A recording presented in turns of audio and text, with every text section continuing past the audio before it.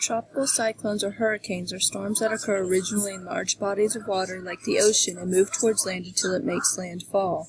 These storms have always been around and tend to affect areas on the coast. In particular, they have affected a large portion of the western North Pacific Ocean and the territories in these waters.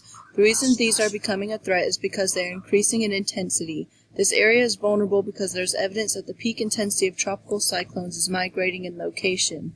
There is evidence that this is happening because of the warming of these oceans, because numerical modeling simulations show increased tropical cyclone intensity in a warmer world. In other words, the more the world warms, the more intense these storms will become.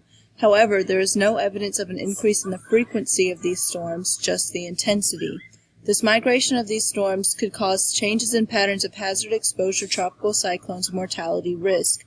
This means that in the future, one may expect to see an increase in deaths caused by these storms. The solutions to help lessen the intensity of these storms in the future are currently unknown due to the heightened research surrounding why they are occurring. But if I had to guess, I would assume the same efforts being taken to lessen the warming of our oceans would also help to lessen tropical cyclone intensity.